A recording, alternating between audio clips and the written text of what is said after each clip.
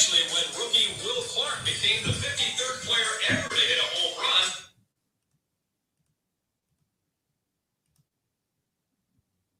So just some audio clips that will drop in later on.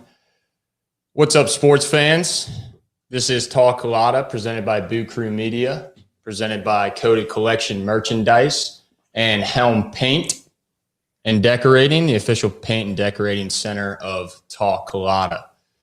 We are joined today by a very special guest, someone I would consider one of the greatest baseball players in Louisiana history and one of the all-time greats in MLB history, Will Clark. Will, how you doing today, my friend? I'm doing good, Jack. How about yourself?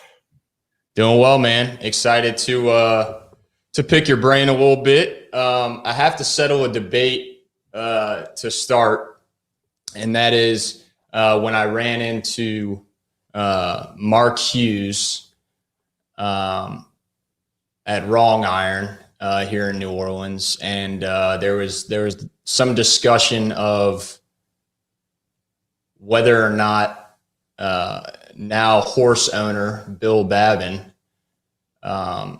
Jesuit baseball coach, whether or not he actually cut you from a baseball team. He did not cut me. Furman Sims cut me from the 15-year-old Babe Ruth All-Star team who wound up going on to the World Series. I was 14 at the time. I had a real good year, and Furman Sims cut me. Bill Babin was one of his assistant coaches. Okay. The Furman says, and Bill was sitting right there. He said, well, maybe you can make it the team next year. And I said, oh, you don't have to worry about that. I said, because I'm going to take the decisions out of your hands. I said, I'll be the best baseball player you'll ever see, and you'll have to keep me on the team. And next year we wound up going to Nogales, Arizona in the Babe Ruth World Series, and we wound up losing the championship game 1-0. And believe it or not, our pitcher threw a no-hitter. It was kind of weird how we lost that game. I love that. Well, it was really an honor when I was working at Jesuit in the communications department. You had just been inducted into the Mississippi State Baseball Ring of Honor, and you were recognized with a bronze statue in front of the stadium. For those who remember the duo of Thunder and Lightning, they know kind of what that means for Mississippi State baseball. But, you kind of had to walk down memory lane that week, because I think you said something along the lines of, you're going in reverse order this week from the pros, from where you're working for the Giants, to your college campus for the Ring of Honor, and then to Jesuit, where you spoke to the Jesuit baseball team. And Mississippi State retired your jersey, dedicated the statue of you and Rafael Palmeiro. Give me the correct pronunciation of his Palmeiro. Palmeiro. Rafael Palmeiro in front of their new stadium. And you said something along the lines of, now being back at Jesuit, it reminds you of your roots. Can you just talk about, maybe something people might not know about your journey as a Jesuit baseball player?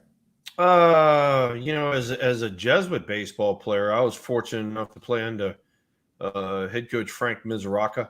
The team that I became part of was in the middle of winning back-to-back state championships, whether it be prep on the prep side and also on the Legion side.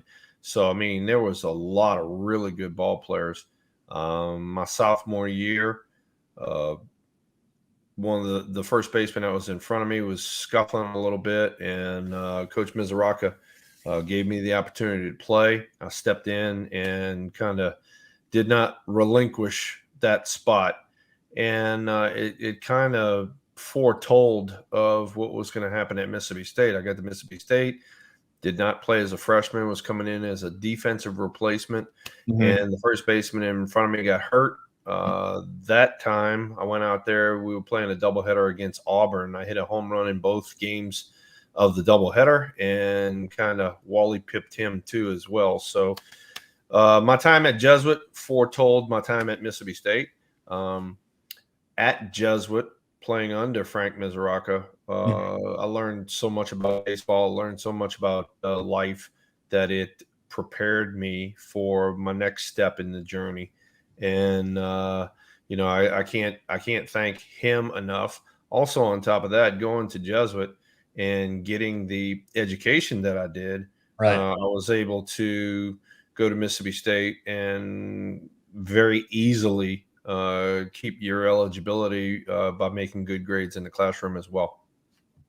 Yeah, man. And so, when you go through your incredible professional baseball career, you see some really strong numbers, obviously, right? 303 batting average, over 2,100 hits, 284 home runs. But I know you've probably had interviews on this particular home run many times in your life, but just take us through the first one. You became the 53rd player in MLB history to hit the ball out of the park in your first at bat. I mean, that is a memory obviously you'll have forever, but just take us through now looking back on it.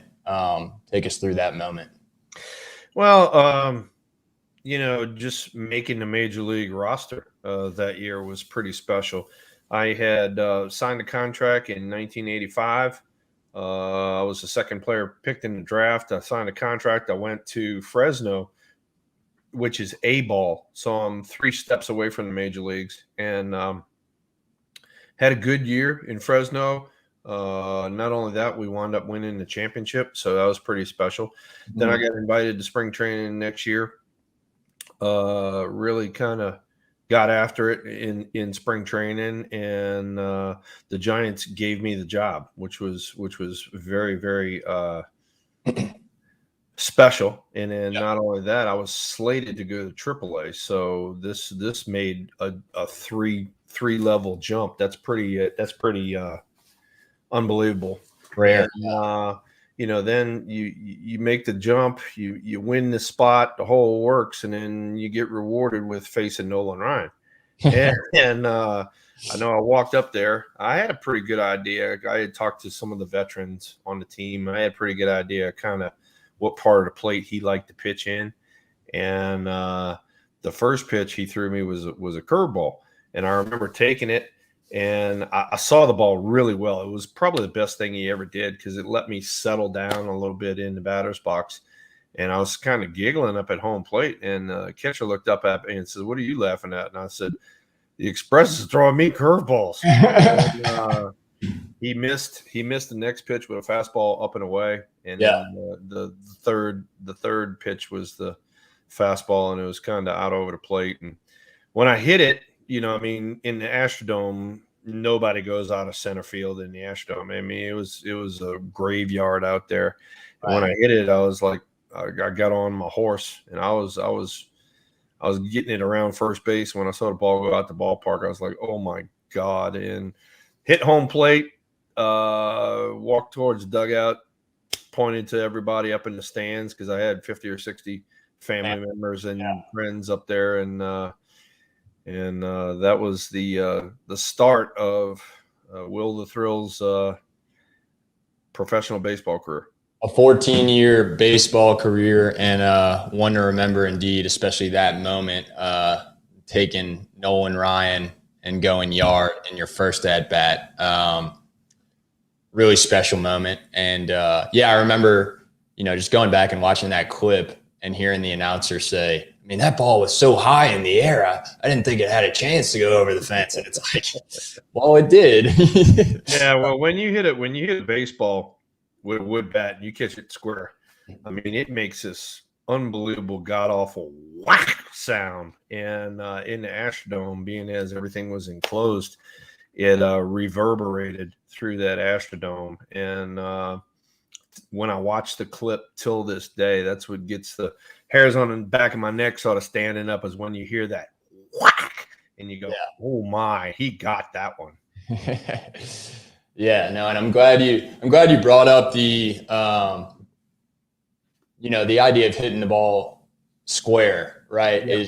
Is very just fundamental baseball, and something that I know you were helping the Jesuit players with when you came to visit, and you're truly a technician of the game.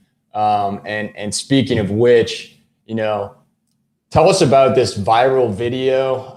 I know that at the time, maybe you weren't a social media guru. I don't know if the Giants have gotten you, your position with the Giants now has gotten you more into, the media world or whatnot. But, there was that viral video. I think it was like a 2001 Buick in the background, and you're hitting the ball square, like you said.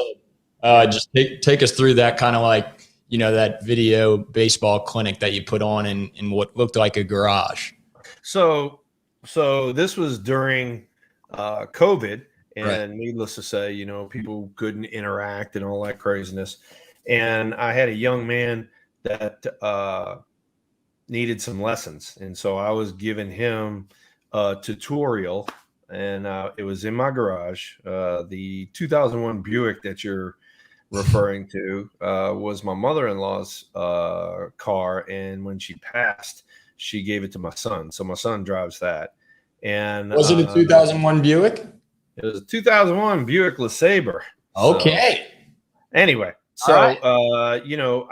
I still in my role as the special hitting instructor for the Giants. Right. In my role, I still have to jump in the cage a lot, and I have to hit. I have to be able to show these kids, hey, this is the right way, this is the wrong way. And so I was making this video for this young man, and as you alluded to, I was in the garage, and I took 3 or 4 swings and was just absolutely just picking it clean right off the tee and hitting it right on the screws. Yeah. And so I had sent it to a friend of mine with the Giants. Well, they in turn put it on their website, and like you said, it became like a little viral video. But it Right. also goes to show, the techniques that a player of my generation used to be very successful, and the guys now are using other techniques that are not successful. And so I'm a big proponent of hitting a baseball square, hitting a baseball hard, getting the ball out the air, hitting it on the line. And that's not what's happening in today's game, and it's pretty ugly to see. Yeah. You played for the Giants, the Rangers, the Orioles, and the Cardinals. Who stands out as some of your favorite teammates on those respective teams? Oh my goodness. With the Giants, it'd probably be Kevin Mitchell, Matt Williams, Robbie Thompson, and in my last year I played with Barry Bonds. Those were some of the better players I played with. I played with them for a long period of time and got to be really good friends with them. With the Rangers, had a bunch of guys coming in there: Rusty Greer, Mickey Tettleton, Bobby Witt, John Burkett, who I played with as a Giant as well. And that was a organization that had not won before. And when I got there, we won three out of the 5 years that I was there. We won the division championship, so that was pretty special. Yeah. When I was with the Orioles, needless to say, Cal Ripken was the man there, and it was good getting a chance to play with Cal instead of playing against him. And then I was swing over there to the Cardinals for my last stop. Jimmy Edmonds was a great ball player. Sean Dunston, who I also played against and played with, was there.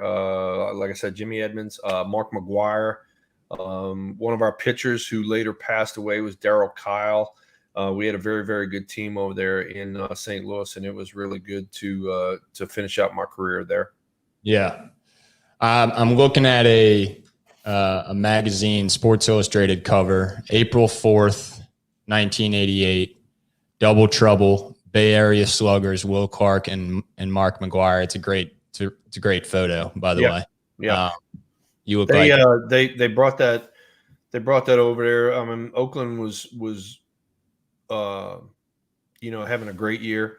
We were trying to get back to the playoffs. We had been in the playoffs in '87, and myself and Mark were both rookies the same year in '86, and they wanted to do that photo shoot, and we went over there and did the photo shoot, and I thought it was going to be pretty quick, and it wound up being damn near half a day. And I'm like, hey, I got to go ball game. I got to go play. But that picture that came out right there was pretty cool. I tell you what, man, y'all are really like showing some teeth. I feel like that could be like a poster for like crest whitening. So, I don't know about all of that, but Mark and I played together in '84 on the Olympic team. Then we were across the bay from one another for most of our career, and then we reunited on the 2000 St. Louis team. So Mark and I, our paths crossed quite a bit, and we've always been friendly to one another. And until this day, when we see each other, it's like old home week. That's cool. That's really cool. Taking the perspective, right, of you now working in a front office for the San Francisco Giants, and obviously, after your career ended in 2000, you kind of had the opportunity to look back, like I said earlier, down memory lane, and there's some, classic interview moments. There are, some good, some bad highlights, for you involving, the slide in a second, and obviously, kid stuff, like when you're in college, when you're in the pros at a young age. And when you go back and look at those highlights, the stories, whether it's a good or a bad moment, whether it's a scruffle with the team, or whether it's a grand slam walk-off home run, the back-to-back home runs by, Candy Maldonado and then you to beat the Astros. When you go back and look at those, what kinds of emotions do you have now, and even, in the early 2000s when you're finished? I think that when you go back and look at it, you are pretty proud of the way you did things. For me personally, I went out there every day and played hard. I did not ask for a day off ever. I went to the ballpark every day looking to play. And I think that, your teammates kind of respected that, and they responded to it as well. Needless to say, when I was in college, high school, college, and then into early pros, I'm young and everything was happening at a lightning pace. And you probably said some stupid stuff, and you probably yelled and screamed and cursed and all that sort of stuff. A lot of people, especially in the San Francisco Bay Area, enjoyed that. And the reason that they enjoyed that is because they had lost for so long that they wanted a winner, and they wanted a guy that was going to care about what he did every day. Right. And I think that that's where the fan base of San Francisco really responded to myself and my teammates. And, you learn as you grow, you learn as you mature, and to temper things down a little bit. Sure. But the one thing that I never, ever, ever till this day tempered down was my commitment and my enthusiasm to do what I did. I was out there to be the best ball player on that field that day. And if it didn't work that day, I showed up the next day to do that same exact thing. I am the most competitive person you have ever seen. And I love it. I'm going to figure out a way to beat you. It doesn't matter what it is. It doesn't matter whether it's playing marbles or tennis or ping pong or baseball or whatever. I'm going to figure out a way to beat you. And that is a thing that is lost on some of the players of this generation. And I wish they could kick their asses in gear and get it going. Dude, I did not get enough sleep last night, but I tell you what, you just got me fired up. Like, I love that, man. I love that. And I love that about you, that, you know, you held nothing back, and you know, the word fiery, the word, you know, thunder, all those words are synonymous with the way that you go about playing the game of baseball, the way that you go about just competing in general. And that's really an awesome thing to see. I mean, I go back and look at some of your highlights, and I don't know if this clip is going to play or not, but this is definitely one of my favorites. You talk about things that San Francisco Bay Area loves. I know they love a guy from New Orleans talking about champagne. Here it is. So 1987, we won our division, and we were in San Diego, and this was the first time that the cameras were allowed live in the clubhouse. I did not know that. I thought that they were taped. Yeah. And I'm over there squirting champagne and yelling and cursing and dropping an F yeah and all that sort of stuff.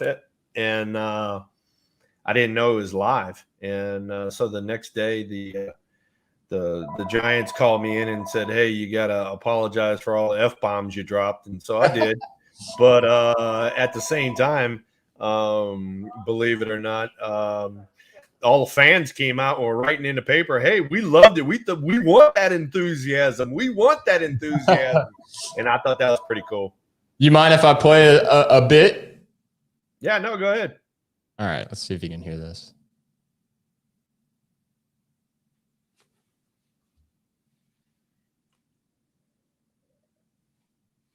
The celebration while we try to grab somebody else. Here's Will Clark. Give me Will. Hey, what's happening?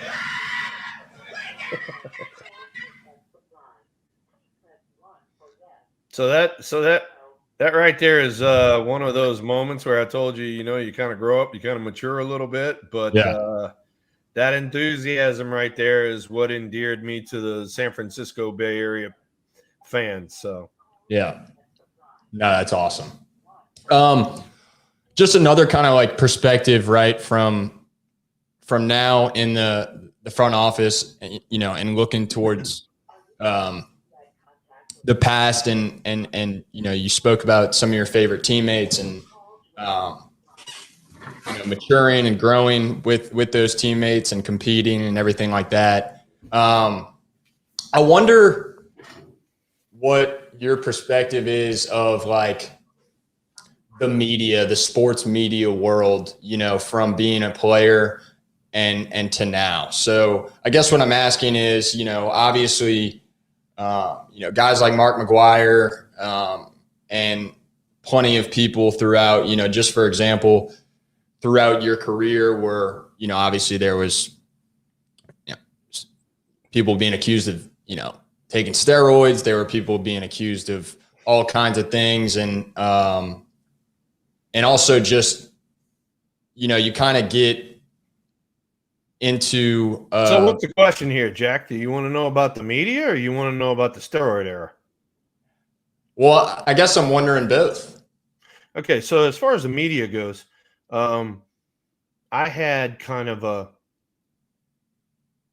I don't want to say a rough dealing with them, because every day I sat in my locker, whether I was the hero or whether I was the GOAT. I sat in my locker and I answered questions. Mm-hmm. Right. And my thing as a ball player was let's talk about the game of what went on in the game.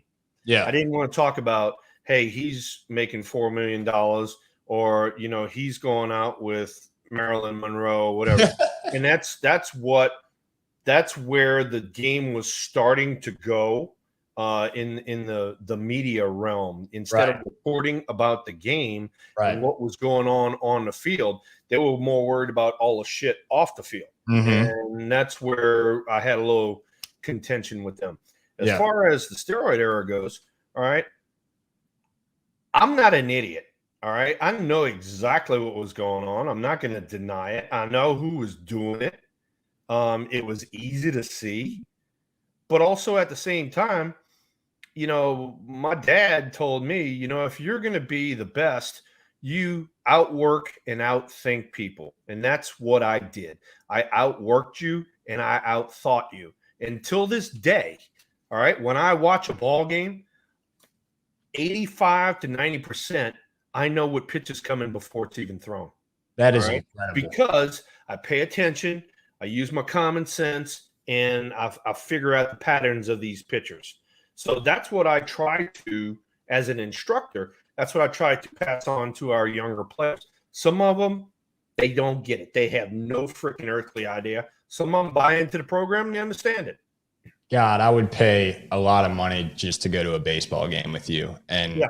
I mean, the other day, I mean, I was in San Francisco, and this is probably the third inning, and I'm doing a suite visit, which is what I do when I go to San Francisco. I'm on the field during the day, and then at night I'm up in the suites doing PR work and community ambassador work for the team. And I'm up there, and we're in the third inning, and so somebody's asking me a question kind of similar to what you're doing. They're saying, you know, how many pitches do you know what's coming and all that? I said, most of them.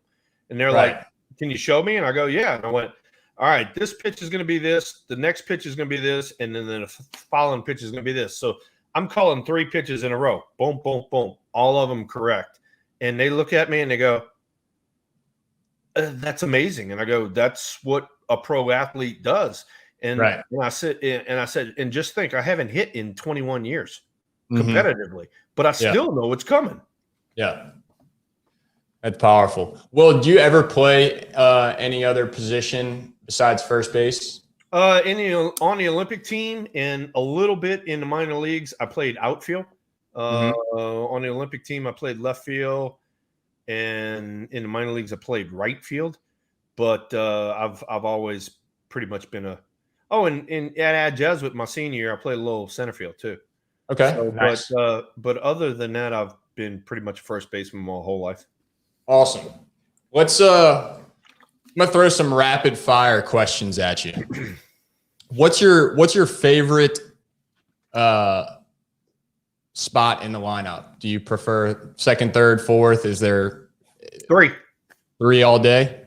3 all day. The reason being because you're going to be the guy who sets the whole lineup up. You're going to be the guy who drives in runs, but yet set up the 4 and 5 hole hitters. You're going to be a guy who hits for a high average. You're going to be a guy who has some power, can drive the ball out the ballpark, and yet at the same time is a very good situational hitter. This is a weird question, but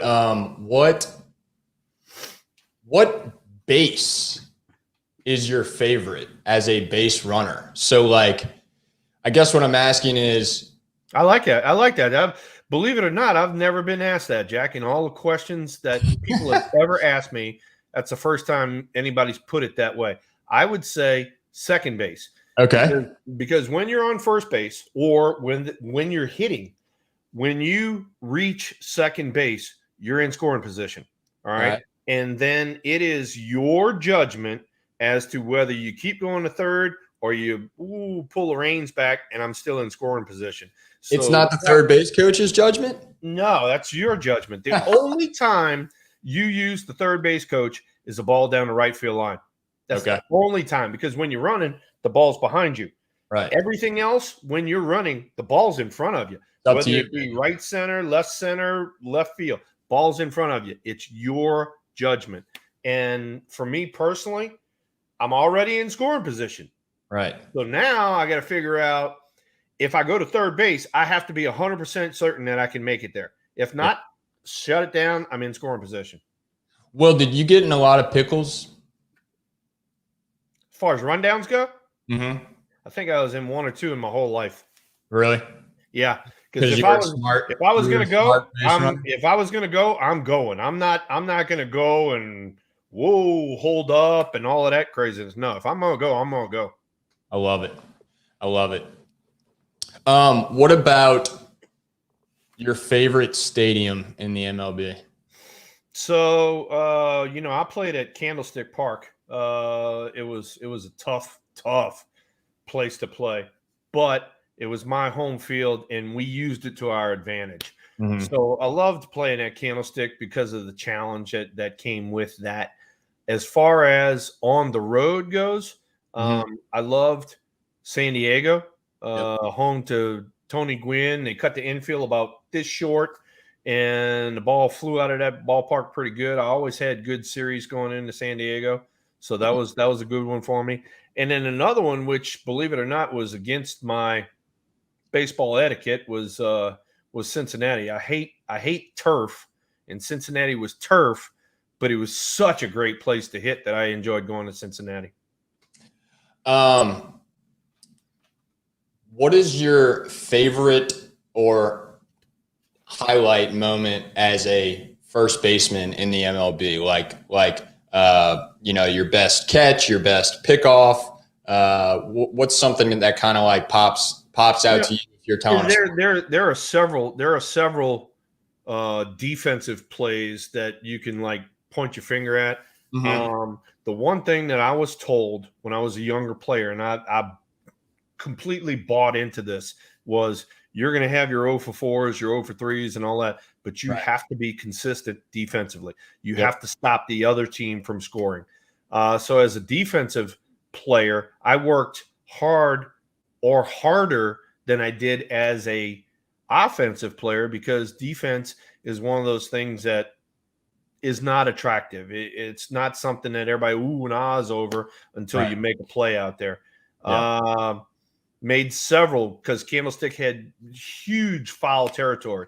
Made several, over the shoulder, running down the line, ball, with your back to the infield, over the shoulder catches. Made a bunch of those. There's a few. Matter of fact, one of them happened in the playoffs. Went over there into the stands. They had put up a temporary viewing stand over there and caught the ball and wound up flipping over the wall, and I actually landed in Willie Mays' lap. Wow. So those kind of plays happen, diving plays. Yeah. The plays that you're really proud of is when you're coming in on a bunt situation, you're able to feel the ball, throw it to second base, get the lead out there. So I mean, there's all kinds of different defensive plays, but it was just the fact that you had to work really hard at defense, just as hard as you had to work at offense.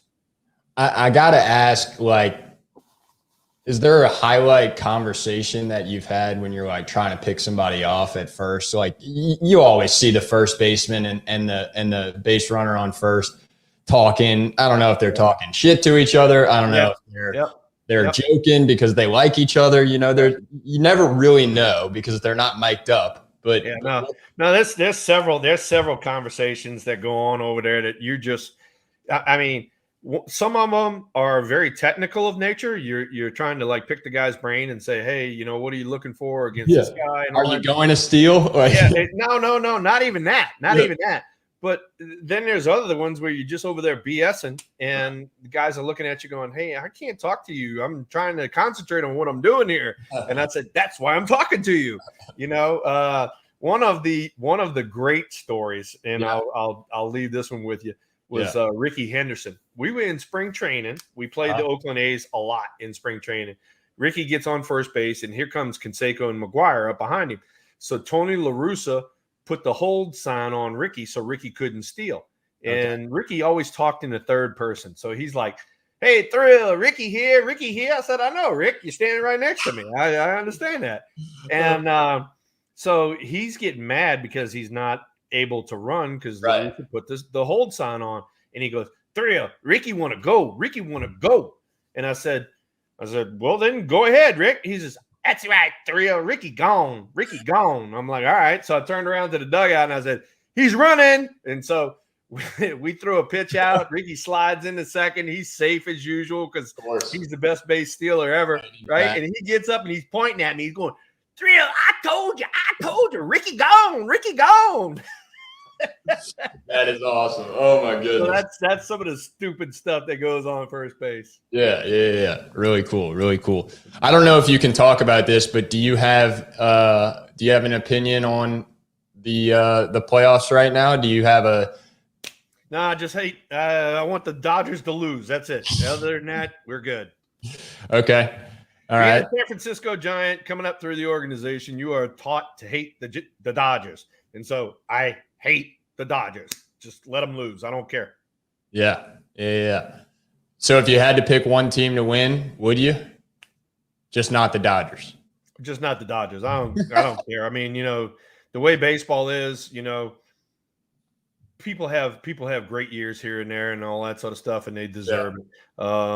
When you were growing up, I think the Red Sox were underdogs, because they had to come up through and do the wild card. That's one thing. One way to look at it. Another way to look at it is, the Braves have, they've been in the playoffs bazillion times and only won one World Series. So that's a way to look at it. And then you got the Astros. I mean, they've had the little stigma hanging over the top of them as far as being cheaters and stuff like that. And so, it just depends on how the teams go out there, how they play, and how they finish everything off. Yeah, man. Growing up, did you have a dog in the fight? Any of these teams? When we were in New Orleans growing up back then, we did not have a lot of baseball on TV, and the guys that did show up, believe it or not, every now and then were the Kansas City Royals. And so I became kind of a Kansas City Royal fan, and I absolutely loved George Brett. He was one of my idols growing up. The other one was Mike Schmidt. And, I was fortunate enough to play against him and then also get a chance to know him. Phenomenal. Well, we're going to close out with the Helm Yeah moment of the week. You see the Helm Yeah logo at the bottom left of the screen. Helm Paint and Decorating, the official paint and decorating center of TalkCulotta. And basically, it's just going to be a chance for you to tell me and anybody who's listening just a moment of the week, a cool story, something that happened this past week or something that is coming up ahead this week. For me, it is Mikey Matuk, the LSU baseball player, turned pro. He's actually a free agent right now. Got the chance to meet him and throw the football with him. And I just got the new iPhone 12 Pro Max, and I had my phone in my back pocket, and Mikey Matuk overthrew. We were throwing the football, and he overthrew me. I jumped up, and my phone fell, and the back of the screen cracked. And I looked down, and I was like, hey, my phone cracked, but forever I get to say that Mikey Matuk overthrew me. So, I don't even think Odell Beckham Jr. would have caught that ball. So I'm okay with that. I got to hang out with Mikey, and I can fix the back of my phone whenever, So that's my Helm Yeah moment of the week. What's yours, my friend? Oh my goodness. I'm a huge outdoorsman. So this next week coming up, I'm taking my son and a friend to Texas, and we're going to try to get us a nice deer. So that's probably in the forefront of my brain right now. Okay. But the one thing that I'll leave you with, and it's a little bit technical here, but it's also major common sense, is when you are hitting a baseball, the ball's coming this way, you want to go that way. You don't want to come up at it. If you're going on, and it's called being on plane, it's staying on the same plane as the baseball. If you're swinging and the ball's coming this way and you're staying on that plane, your timing doesn't have to be absolutely perfect. I can hit it here, here, here, here. All right. These guys now that are teaching this launch angle BS, when you're coming up at the ball, your timing has to be absolutely perfect, or you're going to miss the ball or have some terrible result. So for all you idiots that are buying into this launch angle BS, don't. That's coming from a 6-time All-Star, a career 300 hitter. and you are not going to be that guy if you keep swinging up at the baseball. Boom. What a perfect last word. Always teaching a technician, will the thrill, the thunder to your lightning, the MLB, Mississippi State Ring of Honor, and Jesuit baseball legend. And I'll leave you with this, my friend. I grew up at Jesuit hearing the announcement every day that included in some way, shape, or form, flag football intramurals will be held on Will Clark Field. and that was an honor hearing those words, and it was really an honor talking to you today, my friend. It was my pleasure, Jack. Thank you for having me on the show, and good luck to your audience. Appreciate it, brother. God bless. Take care.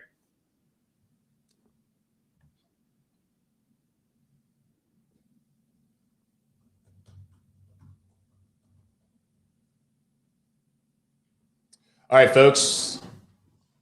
Thanks for joining us. This is TalkCulotta. It is Friday, October 22nd, and that was Will Clark, baseball legend, joining the show. Thanks for everybody who tuned in. We'll hear more from a couple guests later on in the week. I'll keep you posted. Hit the like button, follow on social media, and keep talking a lot of sports. Have a great weekend.